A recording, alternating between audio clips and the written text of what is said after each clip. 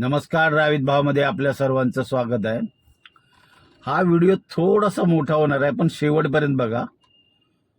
का तर ह्या व्हिडिओ बनवण्याचं तात्पर्य असं की सामान्य माणूस तुमच्याकडे टू व्हीलर असो, फोर व्हीलर असो, जर तुमच्याकडे पीयूसी नसेल, गाडीचे पेपर नसतील, टू व्हीलरला हेल्मेट नसेल, कुठल्याही पेपरची कमतरता असेल ना, तर तो माणूस ना गाडी चालवतानाच थोडा मनात घाबरलेला असतो.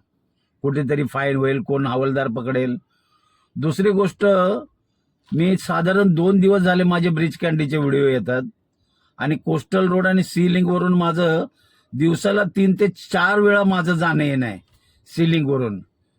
व्हिडिओ मी का बनवतो, काल मी तिथून येताना रात्री संध्याकाळी 7च्या दरम्यान, 6:30 पावणे 7च्या दरम्यान माझी गाडी सी लिंकवर होते. बहुतेक गाड्या सगळ्या आपल्या लाईनमध्येच असतात. गाडीचा स्पीड मेंटेन ठेवलेला असतो 80, माझा तर 80च असतो. काही गाड्या 90, 120 पण जातात.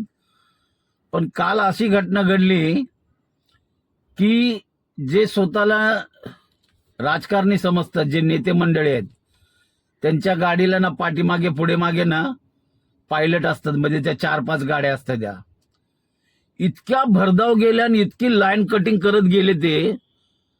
म्हणजे मला बोलायचा उद्देश असा की ह्यांना काही नियम नाहीत का?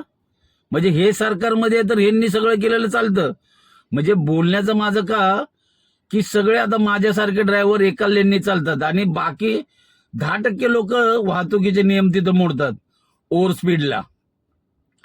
माझ्यासारखा ड्रायव्हर एखाद्या लाईनने चालला आणि ही लोक असे कटने गेले ना, असे झिगझॅग ड्रायव्हिंग करत.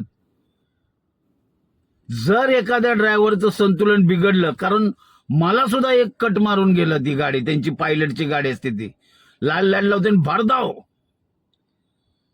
समजा तिथं एका गाडीचं जर संतुलन बिघडलं, अक्षरशः 10 ते 12 गाड्या ठोकल्या जातील आणि कित्येक मोठा अपघात होऊ शकतो. ह्याला जबाबदार कोण असणार आहे मला सांगा? जे तिथून जाणारे मंत्री असतील का, त्यावेळेला तिथून जाणारा जो कोणी नेता असेल तो जबाबदारी घेणार आहे का ह्याची? मुळात तिथे 80चा स्पीड आहे, मग ह्यांना लिमिट नाही, ह्यांना काय पाबंदी नाही, ह्यांना काय रूल्स रेग्युलेशन काय नाही. मुळात सामान्य माणूस तिथं 80च्या स्पीडने जातो. काही 10% लोक आहेत ज्यांच्याकडे स्पोर्ट्स कार आहेत, ते पटकन निघून जातात, त्यांच्याकडे पैसा असेल. पण ह्यांच्या अशा गाडी चालवण्यामुळं एखाद्याचा अपघात जर झाला, अक्षरशः 12-14 गाड्या ठोकतेली आणि त्याच्यामध्ये कित्येक लोकांचा मृत्यू सुद्धा होईल. ह्याची जबाबदारी कोण घेणार? माझी शासनाला खरंच विनंती आहे की फक्त सामान्यालाच तुम्ही कायद्याचा धाक दाखवू नका, तुम्ही स्वतः पाळा ह्या गोष्टी. तुम्हाला काय वाटतं ह्या व्हिडिओबद्दल नक्की कमेंटमध्ये सांगा.